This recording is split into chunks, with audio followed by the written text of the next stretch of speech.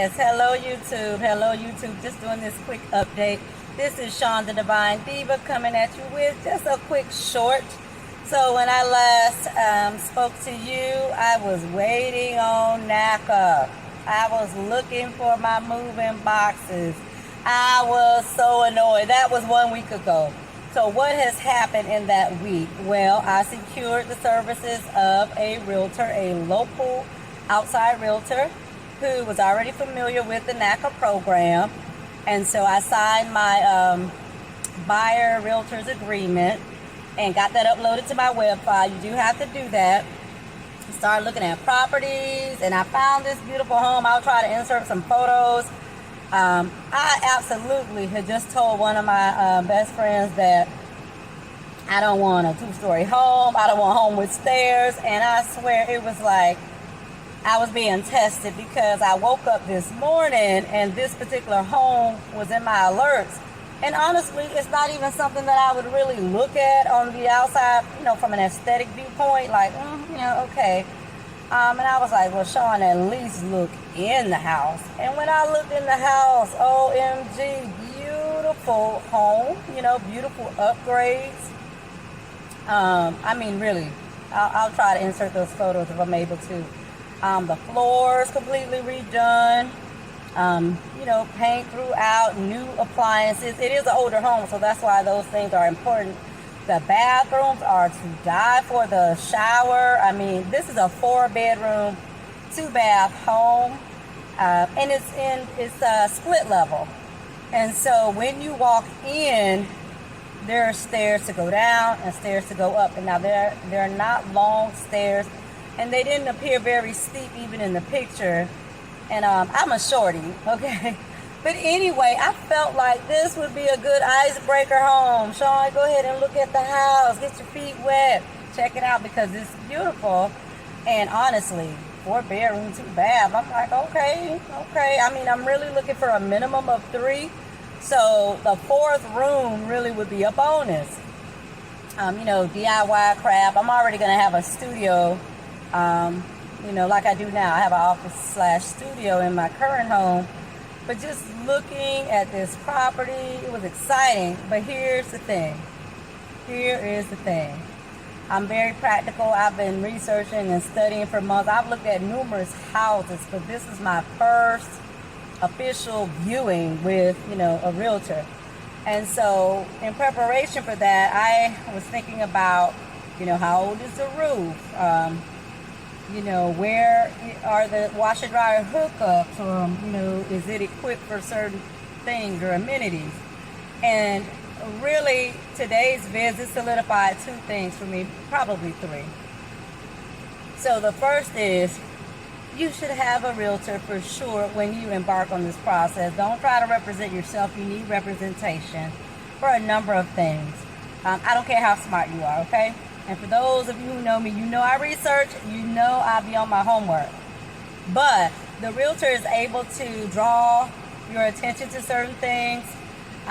They're able to ask you other questions that will lead to other information that's useful. And it's just important. So that's the number one thing that I learned today, or that reaffirmed in my mind today, is that you definitely should have a realtor when you're searching for a home and you're ready to buy. The second thing was that this is the right realtor. This is the right connection. This is the right divine connection for me. And we had some really good rapport and connection, and even afterwards, you know, chatted for a little bit outside here. And yeah, she is for this season in my life. So those are the 2 main things that I got out of today's visit. But the third thing is kind of a bonus, right? So when you're going through this process and, you know, you're already thinking and dreaming about all the wonderful things that you're going to have in your home. I'm going to do this, I'm going to do that. And I had seen another video that talked about managing your thoughts when you go through this process. Don't be so focused on the aesthetics that you miss some key things. And so while everything appeared to be just right in place, there were some key things, you know, that struck me. With the living space combined with like a dining space. as beautiful as the space is, because of how my lifestyle, when I come home, there's a split level, and I mentioned stairs going down and stairs going up. I want to have the semblance of an entryway. I like to have a landing place, whether it's a table or somewhere to plop those groceries down when you first get in the house. Not have to go downstairs or upstairs, no matter how short they are, with groceries. The same is true for the washer and dryer, which was on the downward level, and the connections were in the garage. And so while my ideal property would have a 2-car garage, this one had a 1-car garage, which was not a deal breaker, because they converted the other garage space into a beautiful family room. But again, just for practical purposes, thinking about if I'm vegging, how I like to live. But then when your family and friends come over, do I want my parents having to be on the struggle bus with these steps? Do I want to be on the struggle bus with these steps? You know what I'm saying? I'm fighting these pandemic pounds, but at the end of the day, that is not how I'm trying to get my workout in. So I'm not going to even talk myself into those shenanigans. But really, the livability of the home, does it make sense to walk downstairs, for me, to want to walk downstairs to carry laundry? The way I would want to have my couch situated, well, it will block one of the most beautiful pieces of the home, which is like the railing. Is very beautiful to look at, and I'll insert those photos again. But also, I don't want to block the windows. It has more than one deck, which I thought was nice. The yard was just okay. I mean, of course, they put together the most fabulous photos. They had the most fabulous photos in the home, or in the app. And that's another thing. That's the third thing, or maybe fourth. I've lost count. But when you look at these homes in the app, you'll love. Yeah, so when you look at these homes in the app, they have perfect photos a lot of times, okay? And so you're looking, the grass is so green and luscious, everything is beautiful, the sun is shining and beaming down. And so that's another thing, that's the fourth thing, is that when you look at the app, just know they're gonna absolutely give you the best photo, and nothing takes the place of going to the property and checking it out. Even when you do the street view, I like to do the Google Street View a lot of times, and those are older pictures too. So there's a benefit to keeping your mind open. And even though the pictures look perfect, they're supposed to look perfect. It's trying to draw you in. So perspective is everything. I noticed even with this home, as much as I, really started to like it looking at the inside, because mind you, the outside really didn't draw me in, but I was curious. The door looks super nice and fancy, but I didn't really care for the colors on the outside of the house. Again, that's aesthetics. But I was more concerned with the bones of the house. So when I got here, the very first thing I noticed is, okay, the house does pretty much look like it does in the app as far as the landscaping in the front yard. But it's funny how it looks much smaller, because they tend to use these broader or larger wide lens or something. I just noticed that the properties generally are smaller than they look on the app. It wasn't a bad thing. But anyway, you looking at 2 acres, and it's like, no, that's about a third of an acre. But anyway, yes, I'm in the South. We talk acres. But anyway, I really like this house. However, what I decided in terms of the livability is that it's not for me. But it was really cool to look at it. The flooring was beautiful. I didn't care for the laundry being downstairs. And ultimately, I thought about just even the way you enter the home kind of sets the tone for the evening. And I don't want to walk downstairs or upstairs. That's just me. Yeah. So this has been a cool day, fun Friday. That's what I like to call it. Just looking over at the house that is not going to be my home, that I will not be putting an offer in. Oh, that reminds me too.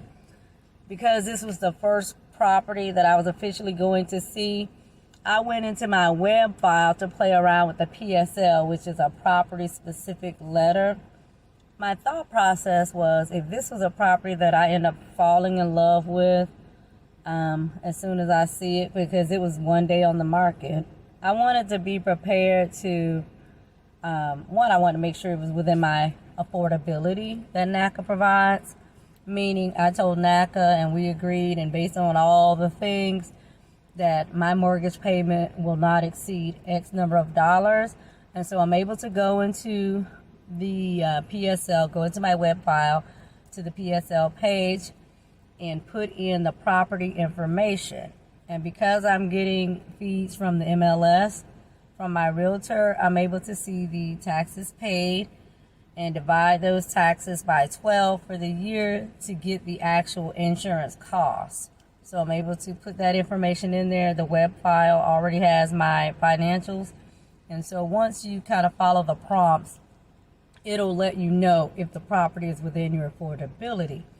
Now, what threw me off, since this was the first time I played with this particular tool, was that my interest rate is pre-populated and you cannot change it. And so the interest rate that I have in there will not be my final rate, because I plan to buy my rate down. So in buying that down, of course, it increases the amount of affordability. So that is the only thing that kind of threw me off, because you don't go into the NACA process with a dollar amount specific to how much you'll pay for the home, but you have a dollar amount that's guiding your decisions based on the mortgage payment itself. Does that make sense? Yes, no, maybe, whatever. If you're a NACA cousin or you're going through NACA, you have an idea of what I'm talking about. So just wanted to share that tidbit with you guys. Have a wonderful weekend. Y'all already know what I'm going to be doing. Scrolling. And I'm going to start packing now. I keep saying that, and I promised last week I was going to pack at least one box. And that did happen, but I have to tell you, my moving boxes showed up the next day. They know I was hot about those boxes. And so I got an email the next day letting me know they had located my order. And my moving boxes were literally in one of these giant cardboard boxes. They were flattened and they were in there. I don't know how you lose it. I mean, it's about as high as I am. I'm like 5'3". But anyway, so I got my moving boxes. Plus those extras from Home Depot. I have to laugh. I hate moving so much, y'all. Oh my goodness. I have to start now, even though I have no idea when I'll be moving. But I'm looking forward to the address change. It's been a crazy, mad, emotional week that I won't go into, but this has been a nice ending to that emotional week. Okay? Bye.